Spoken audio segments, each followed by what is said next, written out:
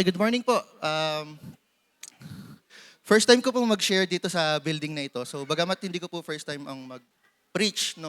Pero, ah, nadoble yung rame. So, nadoble rin po yung kaba.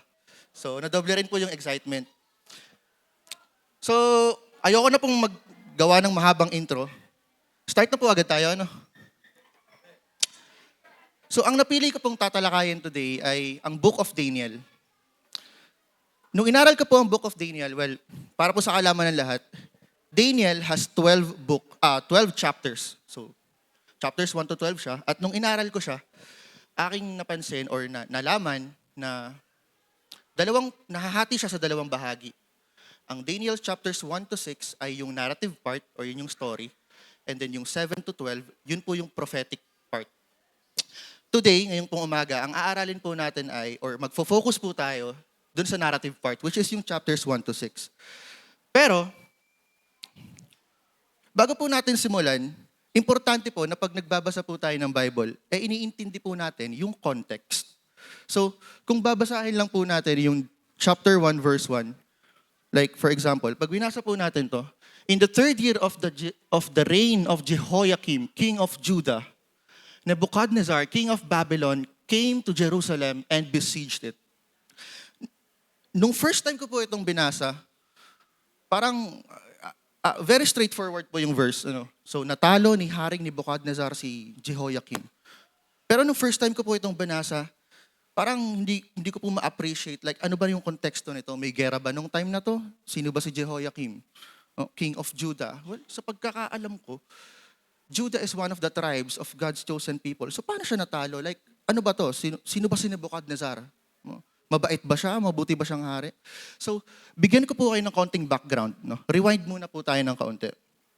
Remember ang mga Israelites ay nakarating sa Promised Land. Nung na-conquer ni na Joshua ang Promised Land. Eventually, naging great nation sila, naging powerful nation sila. And then ito ay pinangunahan ng mga judges, pinangunahan ng mga kings.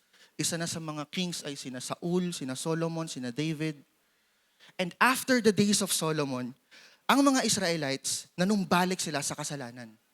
No? Lumayo na naman sila sa Diyos. At ang sabi ng mga propeta, binalaan sila na kapag hindi kayo nanumbalik sa Diyos, tatalunin kayo ng Babylon. Babylon is an evil empire. So, yun nga ang nangyari, dahil lumayo sila sa Diyos, dahil sila ay nanumbalik sa kasalanan, nanumbalik sila sa pagsamba sa mga Diyos-Diyosan, pinahintulutan ng Diyos or inalaw ng Diyos na makonquer ng Babylon ang Judah. So, doon nag-start ang Daniel chapter 1 verse 1. So, in the third year of the reign of Jehoiakim, si Jehoiakim po yung king ng Judah, Nebuchadnezzar, king of Babylon, came to Jerusalem and besieged it. So, yun po yung intro. So, pwede na po tayo mag-start. So the first part, so marami po tayong madadaan ng stories. So, the first part is the exiles. No? Dito po natin madadaanan kung saan sina Daniel at ang kanyang mga kaibigan ay inimport from Israel to Babylon.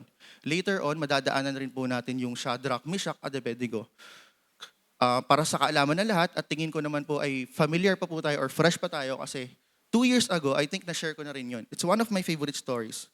And then at the end, ang huli nating makikitang story ay yung Daniel in the Lion's Den. So, sorry kung na-spoil ko kayo. Start na po tayo. So, tapos na tayo dito eh. In the third year of King of Babylon. Okay. So, sa verse 3, ano yung nangyari? Sa verse 3, ito po ay nangyari sa Babylon. Then the king ordered Aspenaz, chief of his court officials, to bring into the king's service some of the Israelites from the royal family and the nobility. Young men without any physical defect, handsome, aptitude for any kind of learning, well-informed, quick to understand, and qualified to serve in king's palace. He was to teach them the language and literature of the Babylonians. So sabi dito ng hari, mag-import tayo ng mga Israelites. Dalhin natin dito sa Babylon. Tuturuan natin sila kung paano maging Babylonian. So kung doon meron silang sariling lengguwahe, dito sa Babylon, tuturuan natin sila kung ano yung lengguwahe natin. Tuturuan natin sila kung ano yung literature natin. At hindi lang yun. Sa verse 5, the king assigned them a daily amount of food and wine from the king's table. They were to be trained for 3 years and after that, they were to enter the king's service. So, ang sabi ng hari, hindi lang natin sila basta tuturuan kung ano yung kinakain ko mismo sa table ko, kung ano yung pagkain ko sa aking hapagkainan, yun din ang kakainin nila. Kung atin pong i-analyze or kung atin pong babasahin lang ito, parang ang generous naman ni Nebuchadnezzar, ano? Kasi parang nag-o-offer siya ng scholarship.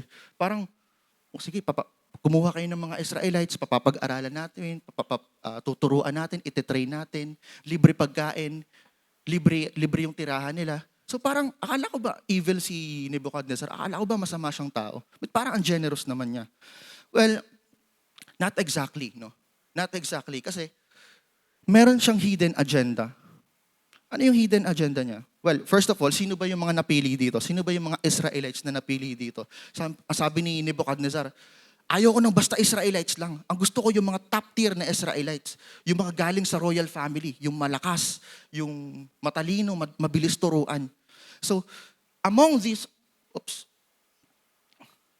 those who were chosen were some from Judah, Daniel, Hananiah, Mishael, and Azariah. So yun nga yung mga napiling Israelites. Si Daniel, si Hananiah, si Mishael, and Azariah. Kilala naman natin si Daniel, di ba? Si Daniel yung sa lions din. Yung tatlo, kilala niyo po ba? Si Hananiah, Mishael, and Azariah. Yep. Sila din po sina Shadrach, Meshach, and Abednego. Yung Hananiah, Mishael, and Azariah, yun yung kanilang Babylonian name. So, mabalik tayo dun sa hari.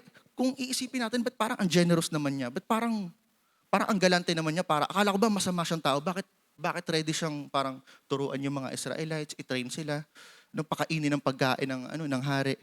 Well, hindi po ganun kasimple yun, ano? Kasi, hindi lang po ang pakay ng hari ay basta to re-educate them or turuan sila. It's more likely,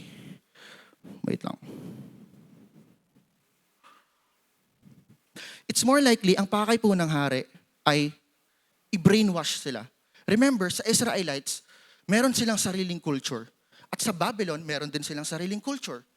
Sa Babylon, ibang-iba po ang kultura ng Babylon sa Israelites. Kasi ang Babylon po ay hindi maka-Diyos. Well, sari-saring Diyos ang sinasamba nila doon. So sabi ng hari, kung sa Israelites, kung yung mga Israelites, kung sa Israel doon ay sila ay nagbabasa ng scripture, sila ay nagpe-pray sa totoong Diyos. Dito sa Babylon, tuturuan natin sila kung paano sumamba sa ating Diyos. Kalimutan na nila yung kultura nila doon. Dito sa Babylon, ito yung magiging kultura nila. At hindi lang basta to re-educate them or brainwash them, even change their lifestyle. Sabi ng hari, kung ano yung kinakain ko, yung din ang papakain natin sa kanila. Para sa isip-isip natin, ano namang masama doon? Parang ang galante naman ng hari na kung ano yung kinakain niya, yun ang ipapakain niya sa mga bihag niya. Well, hindi po ganun kasimple. Kasi, remember, they are Israelites. At ang mga Israelites po, sa Old Testament ay under the Jewish law. Hindi po lahat ng pagkain ay pwede nilang kainin. So, ang kinakain lang nila ay gulay, umiinom lang sila ng tubig, at yun po ay sumisimbolo sa malinis na pamumuhay. At ito'y gustong baguhin ni Haring Nebuchadnezzar. Babaguhin natin yung lifestyle nila. Kung ano yung kinakain natin dito, at take note, yung kinakain nila, inaalay nila yun sa mga kung sinong Diyos-Diyosan ang sinasamba nila doon. At hindi lang basta yun, even rename them. No? Hindi lang basta, kasi ang ganda-ganda ng pangalan ng Daniel, pinalitan nila yung pangalan. Kasi ang ibig sabihin ng Daniel ay God is my judge. Pinalitan nila ng Belteshazzar. Ang ibig sabihin po ng Belteshazzar ay someone na sumasamba sa isa sa mga pagan gods nila or sa isa sa mga Diyos-Diyosan nila doon. So, hindi lang basta palitan ng pangalan nila. Basically, ang gustong gawin ng hari ay palitan mismo yung identity nila. So, again, ang agenda dito ng hari is not just to re-educate them or feed them delicious food. It's to brainwash them. Change their culture, change their lifestyle, change their identity. Pinipilit ng hari na ma-compromise ang kanilang faith. So, para kay Daniel, isa itong malaking pagsubok. No? So, para kay Daniel, meron siyang desisyon kung magiging komportable na lang ba ako sa Babylon? Iko-compromise ko ba yung faith ko? Or mananatili ba akong faithful sa aking Diyos na sinasamba? In verse 8, Ito yung naging sagot ni Daniel. But Daniel resolved not to defile himself with the royal food and wine. And he asked the chief official for permission not to defile himself this way. In verse 12, please test your servants for 10 days. Give us nothing but vegetables to eat and water to drink. Then compare our appearance with that of the young men, with who eat the royal food, and treat your servants in accordance with what you see. Ang sabi ni Daniel, hindi namin pwedeng kainin yung pagkain ng hari kasi meron kaming sinusunod na diet at ito'y parte ng aming pananampalataya. Ngayon, ganito na lang po ang ating gawin. Bigyan nyo kami ng 10 araw, 10 days. Ang kakainin lang namin ay gulay, ang inumin lang namin ay tubig. At the same time, yung mga alagad nyo, pakainin nyo sila ng royal food. Kung ano yung kinakain ng hari, yun ang ipakain nyo sa kanila. Subukan natin, i-compare natin, after 10 days, i-compare natin kung ano yung appearances natin nung isa't isa. And after 10 days, at the end of the 10 days, they looked healthier and better nourished than any of the young men who ate the royal food. So the guard took away their choice of food and the wine they were to drink and gave them vegetables instead. So, imagine after 10 days, na gulay lang ang kinakain nila, mas nagmukha pa silang mas malakas kaysa dun sa mga kumakain ng karne. Hindi ko alam kung gaano siya ka-possible. Hindi po ako expert sa food science, hindi po ako expert sa nutrition. Hindi ko na siya na-research. Kasi this is not about food science or being a nutrition expert. This is about faith and conviction. Daniel and his friends were far from home. Malayo sila sa Israel. Sa Israel, tinuruan silang manalangin, tinuruan silang kung paano mamuhay ng malinis, tinuruan silang magbasa ng Bible, magbasa ng Word of God, tinuruan silang maging makadiyos. And now, nasa Babylon sila.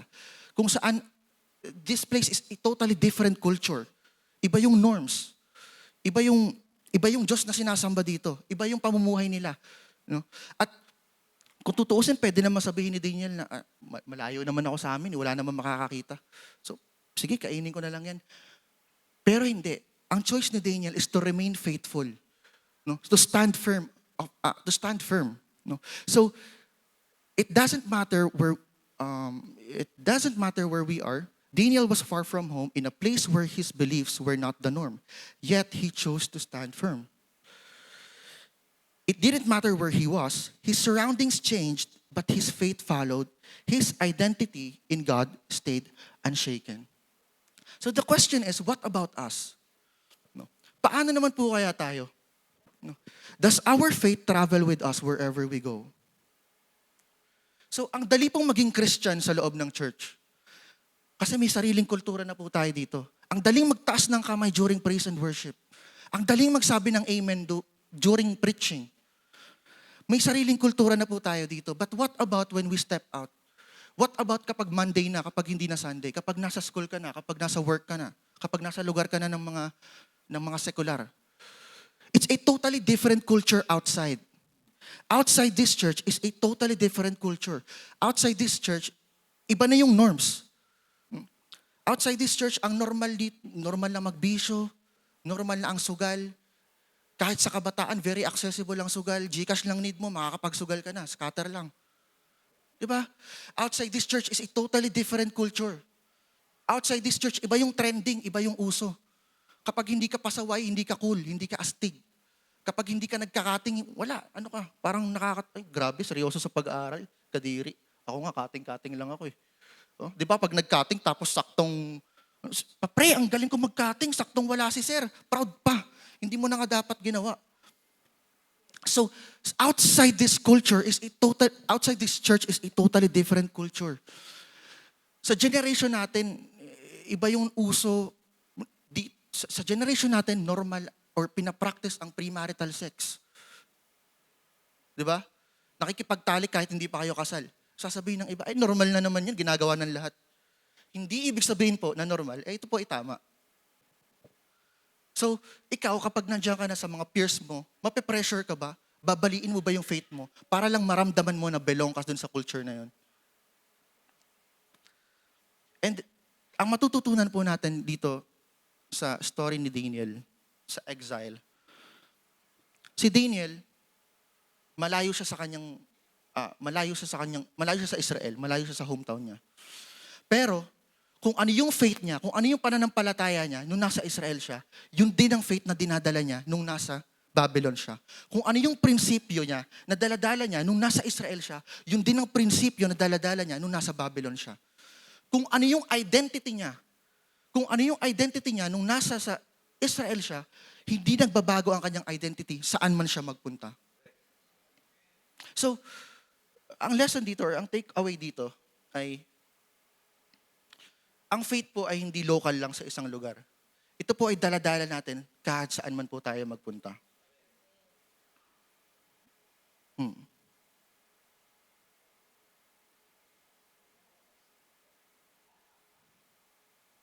Okay.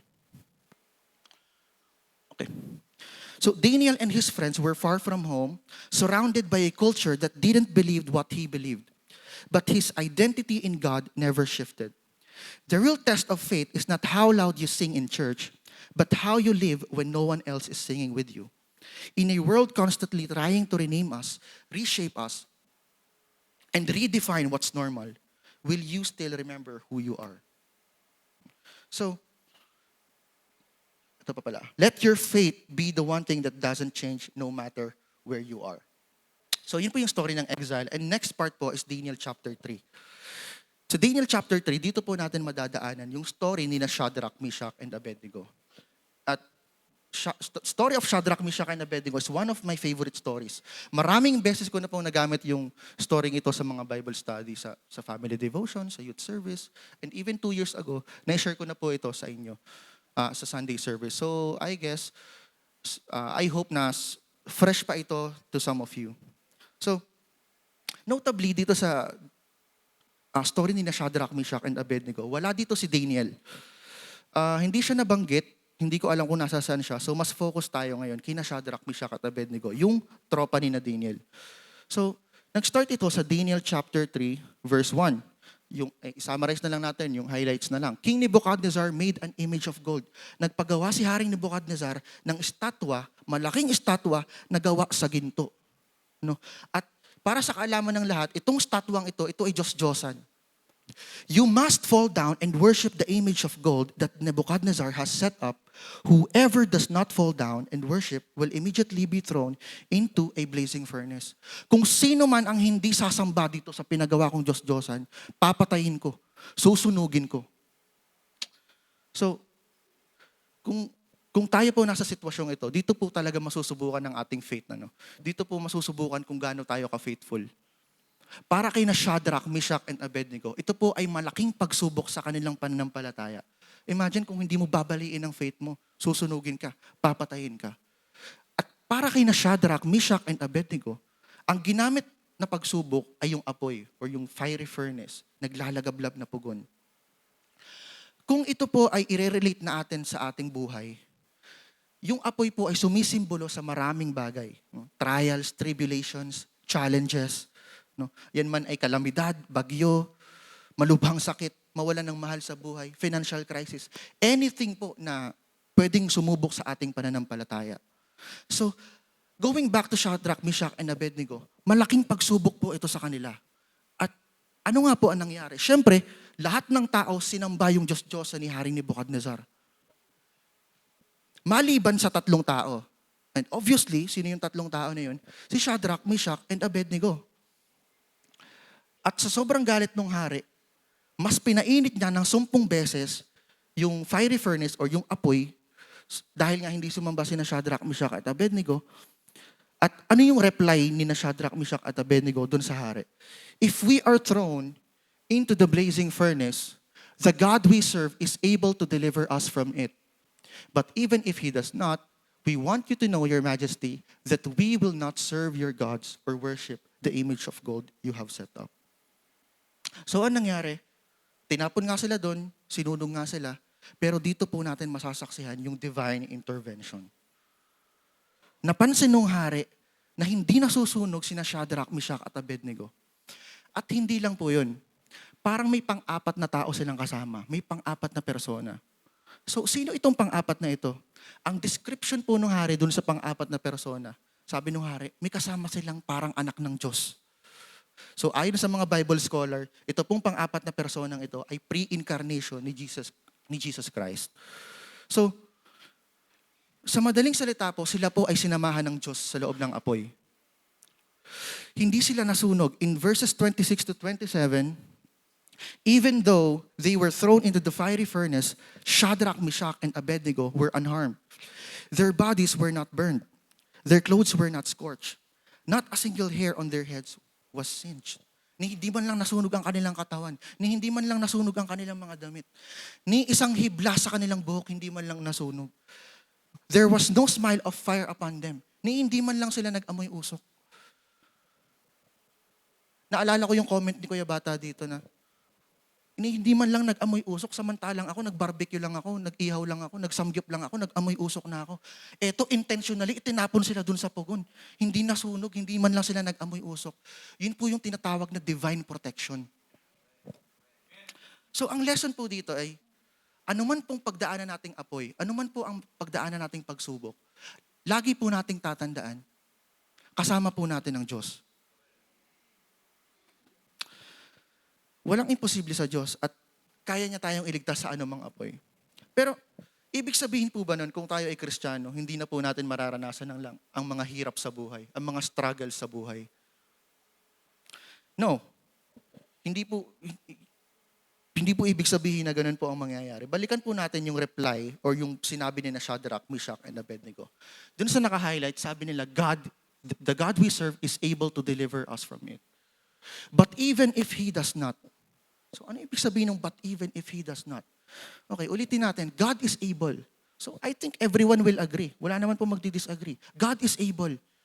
Walang imposible sa Diyos. Kahit anong, kaya niya tayong iligtas sa apoy, kahit anong sakit, kaya niyang pagalingin. Kaya niyang hawiin ang dagat, kaya niyang gumawa ng anumang mga miracles. Pero, but even if He does not, anong ibig sabihin po nun? Ibig sabihin po nun, may mga times or may mga situation kung saan pinapahintulutan ng Diyos na mangyari sa atin yung mga bagay na hindi natin inaasahan. So, yes, naniniwala tayo, anumang sakit kayang pagalingin ng Diyos. Naniniwala ba tayo, anumang sakit kayang pagalingin ng Diyos? Pastor, lahat ba ng ipinag-pray mo nang may sakit gumaling? Di ba? Hindi po ibig sabihin hindi na natin mararanasan ng mga hirap sa buhay. Pero the question is, ano yung reaction natin doon? No? Kung sakali mang mangyari sa atin yung mga bagay na hindi natin inaasahan, kung sakali mang masunog tayo, ang sabi ni na Shadrach, Meshach, and Abednego, it didn't matter. Kahit anong mangyari, masunog man kami o hindi masusunog ang aming pananampalataya. Mananatili ang aming pananampalataya. Kasi ang lesson po dito ay, ang atin pong faith ay hindi po nakadepende sa kung ano yung inaasahan nating mangyari. Hindi po ito nakadepende sa kung ano yung gusto nating mangyari. Lord, alam kong kaya mong gawin ang lahat. God is able, walang imposible. Lord, kaya mo itong gawin. Tapos kapag hindi nangyari yun or kung nangyari yung kabaliktaran, hindi po ibig sabihin nun ay binetray na kayo ng Diyos. Maaring may itinuturo siya, maaring may mas maganda siyang plano. At kadalasan, hindi natin alam kung anong dahilan. Ang tawag doon ay God's sovereignty. Pero ano man ang mangyari, lagi nating tatandaan, masunog man tayo or hindi, God is with us. May mangyari man sa atin yung mga bagay na hindi natin inaasahan, pananatiliin natin ang ating pananampalataya. So, may we have that kind of faith. The kind that believes God is able. Trust Him even when He doesn't move the way we want. And stands unshaken in the fire because we know God is with us in it.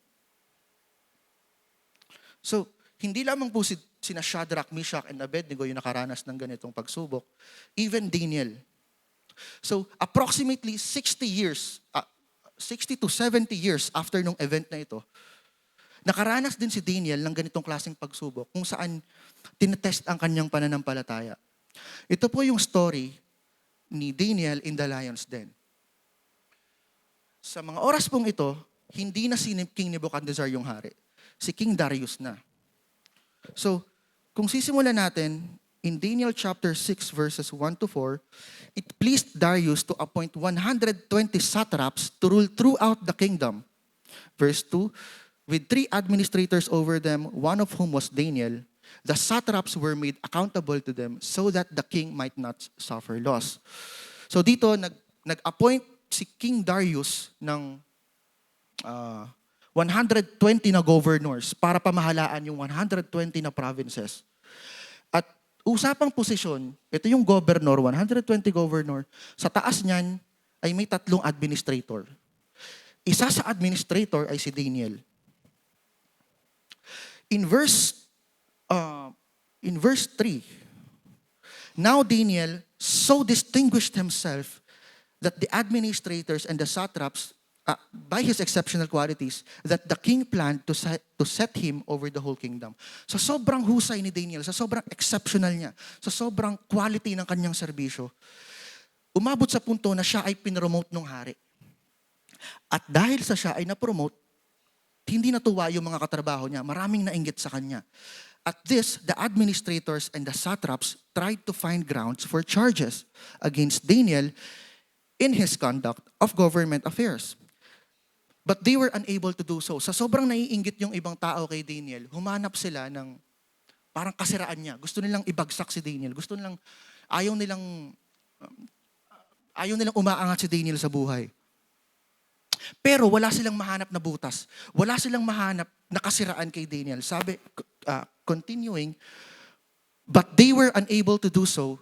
They could find no corruption in him because he was trustworthy and neither corrupt nor negligent. So, gusto ko muna po mag-focus doon sa verses 3 and 4. Sabi dito, Daniel was so distinguished. Ano po ba ibig sabihin ng distinguished? Ibig sabihin po ng distinguished, kapag ibinigay mo yung best mo, ibig sabihin may nakitang kakaiba sa'yo. No? Kakaiba in a good way na nag-stand out siya. Remember, Daniel, nagtatrabaho siya para sa government. No? This is outside his ministry, outside ito sa church. Pero nonetheless, binibigay niya yung kanyang best. Remember, this is the same government na bumihag sa kanilang hometown. This is the same government na sumira sa kanilang hometown. This is the same government na nagtangkang sunugin ng kanyang mga kaibigan. Pero hanggat hindi makakompromise ang kanyang faith, handa siyang magpasakop. Nire-respeto niya ang gobyerno. Walang problema sa kanya na ibigay niya ang best para magampanan niya ang kanyang tungkulin.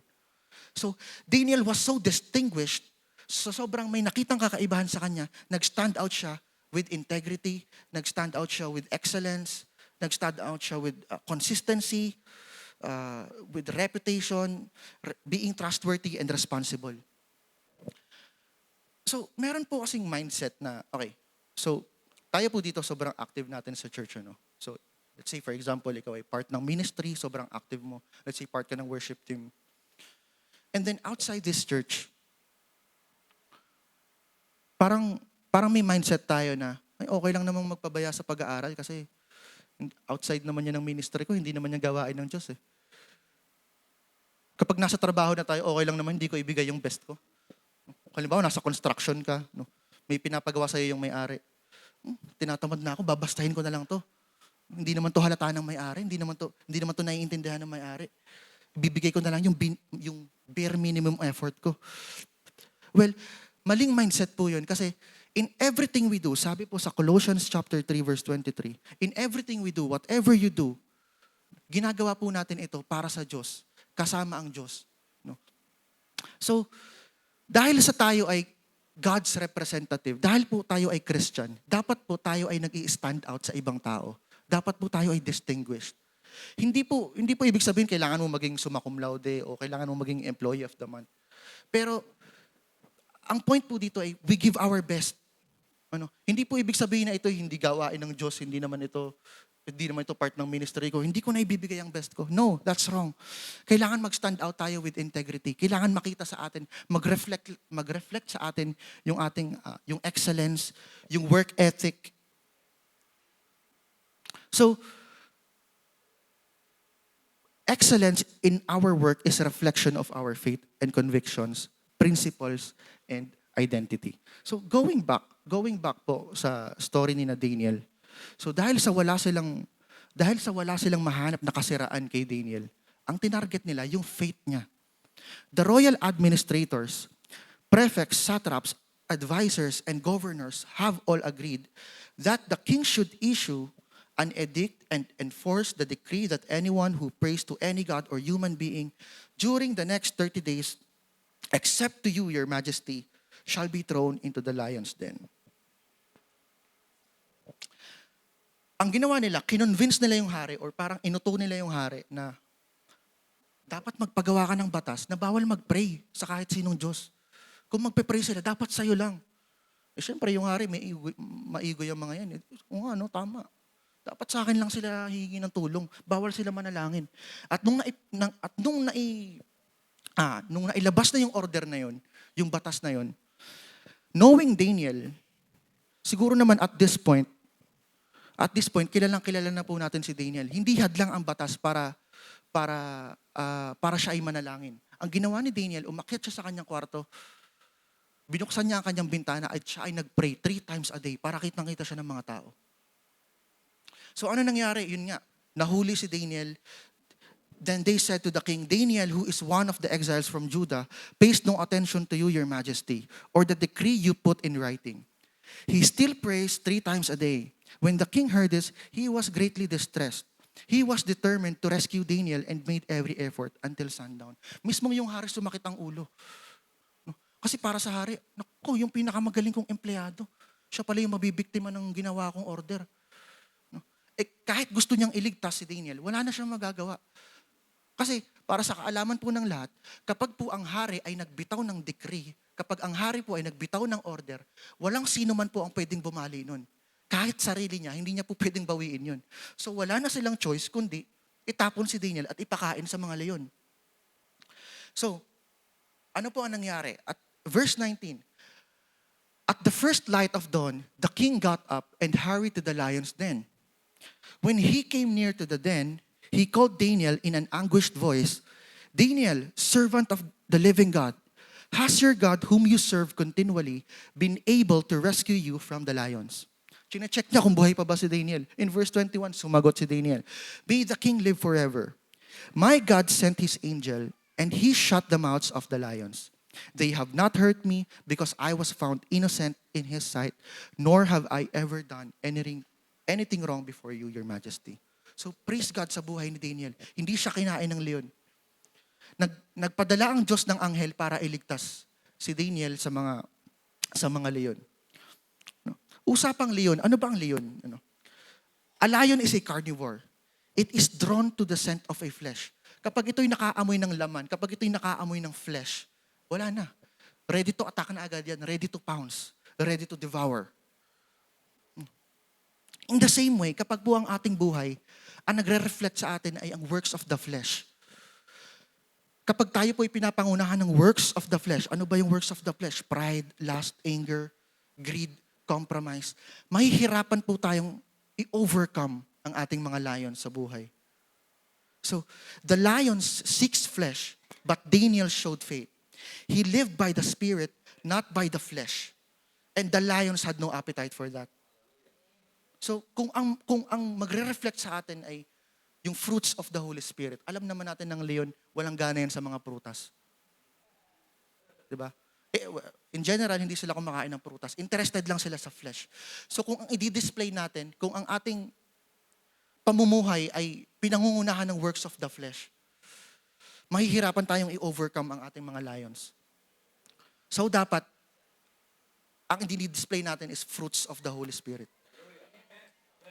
In a world that constantly shifts, where values change, pressure rise, and compromise feels easier, Daniel and his friends show us what it means to be unshakable. They were taken from their home, their culture, even stripped of their names, but their identity in God stayed firm. Being unshakable doesn't mean you won't be tested. It means when the pressure comes, you don't break. When the fire comes, your faith doesn't burn. When you're surrounded by lions, your faith doesn't flinch. So, sana po ay may natutunan po tayong lahat. Maraming salamat po sa pakikinig.